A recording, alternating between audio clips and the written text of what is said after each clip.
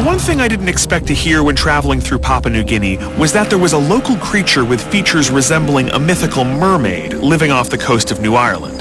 If you're like me, the first thing that pops into your mind when someone mentions a mermaid is either Daryl Hannah or a cartoon musical featuring a talking crab with a Jamaican accent. But there were several reports of fishermen spotting what they called a ree in the waters of Papua New Guinea, which are some of the least catalogued waters in the world. But the most compelling information I came across in my research was that there was a fisherman who claimed to not only have seen this creature, but caught it, chopped off its head, and buried its bones. If there was anywhere to start an investigation into the truth behind these ree stories, a mermaid graveyard would be it. Unfortunately, Papua New Guinea Airport had other plans. Well, our flight's supposed to leave at 9:15, and it's now 9:05, and we're still trying to get on the flight. Problems with our excess baggage, and the Papua New Guinea airport is not the most efficient. We got him. Ticket finally in hand, we made it through security with some extra friendly patting down and headed toward a small village, Nokon, where the man who claimed to have the ree mermaid bones lived and where several fishermen reported seeing it in the waters of Elizabeth Bay. We landed in caving and grabbed some vehicles for the long journey to Mermaid Ground Zero. We're going to, on New Island, is Nokon Village. It's by Elizabeth Bay. This is where the mermaids had said to be seen. Supposedly, there is a gentleman there that has a skeleton of the mermaid but would not show it to any press. Our security team advised us to stop for supplies at Namatanai, because after that we'd be beyond the civilization barrier. While I grabbed water and power bars, Neil was checking out the local delicacies. Why do you keep picking up corned beef? Serious? I mean, are you out of your mind? Go ahead, get local corned beef. Enjoy that tonight. It'd be good. Yeah, just make sure you get an extra 6-pack of toilet paper with that. Highway chicken. No. Eric, this guy on the left, this support guy, he's got a cigarette hanging out of his mouth. Is he sitting on the gasoline canisters? Right there. He's ashing it right down on top of the gas containers. He's a pro. After a long and slightly treacherous drive, we finally reached the village of the man who claimed to have the remains of the ree mermaid. That's his house, the little blue house? Yes. Perfect mermaid spot. He knows of the story of the mermaid. You kill a long story, long mermaid. Yeah. He does? Yeah. And we heard a story about a mermaid that was found dead, whose head was cut off.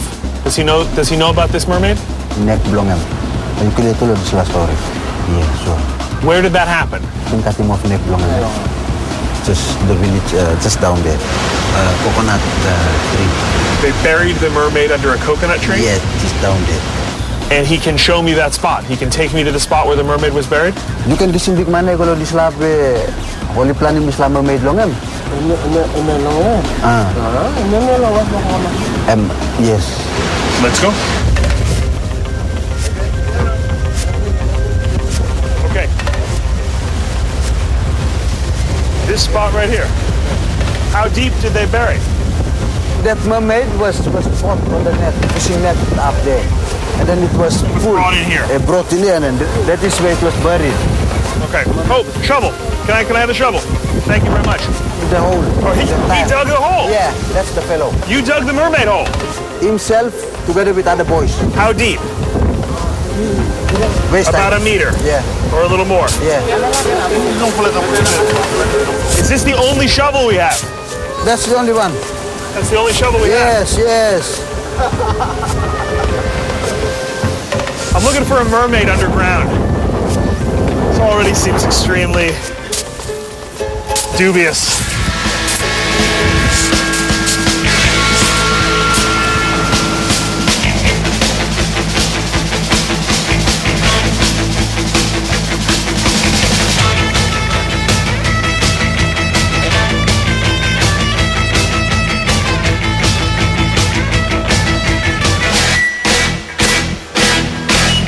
Well, we're way past a meter.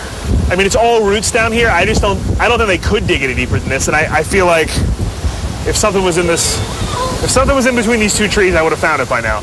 There's other villages though down a ways with people to talk to, right? Let's go find a mermaid. Finding nothing but sand and roots at the Mermaid graveyard, I decided to travel further down the shore to meet the fishermen who claimed to have seen the Mermaid in Elizabeth Bay. JB, yes. I'm Josh. Nice to meet you. Morning. Is this your boat? Yeah. You've seen her? Yeah. When did you see her?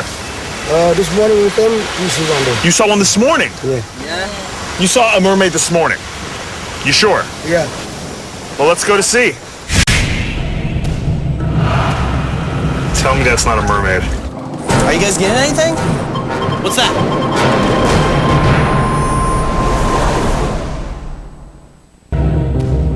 Is this your boat? Yeah. You've seen her? Yeah. When did you see her? This morning. You saw a mermaid this morning? You sure? Yeah. Well, let's go to sea. We grabbed a boat and headed to the tiny island reef where our fishermen had claimed to have seen a mermaid earlier that day. The team would split in two, with myself, Neil, and Mark searching underwater for the creature, while the rest of the crew monitored our surveillance equipment, which included a Piranha Max fish finder sonar unit, which would detect anything large like a shark, or a mermaid for that matter, swimming in the water, and a Dolphinier hydrophone underwater listening device hooked up to our laptop to record any abnormal sound which could be the mermaid.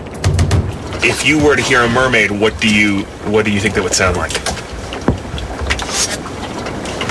No.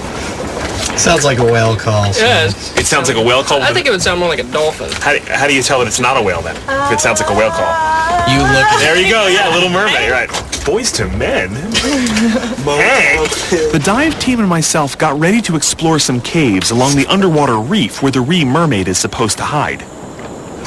Tell me that's not a mermaid. I think it's a log. You may think it's a log, but I know, as an expert, that that is a mermaid. How many mermaids have you seen in your life? None. Well, you've just seen one, because that is a mermaid. tail flipper. Well, keep looking. There had been numerous sightings here suggesting the would be the size of a human, with the tail of a fish, and would be hiding in the caves along this reef. Luckily, we'd brought a sonar unit to scan inside the dark crevices. This is a handheld sonar unit. Make kind of low sweeps with it in the water. It'll detect moving objects, bouncing sonar waves, off in the back of the unit. That's a great way of detecting moving things, dark places. Carter, this is like Apollo era. I'm going to be Buzz Aldrin in this thing. This just takes the cool factor right. I mean, this is ridiculous.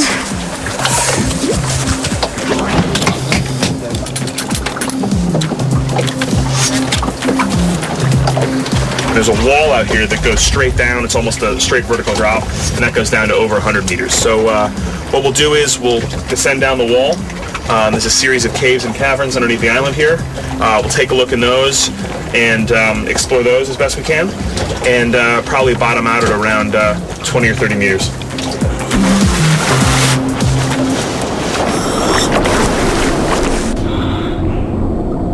This is the island where supposedly the mermaids came from, according to the witnesses we talked to. So, I mean, if we're going to find a mermaid, it'd probably be down there.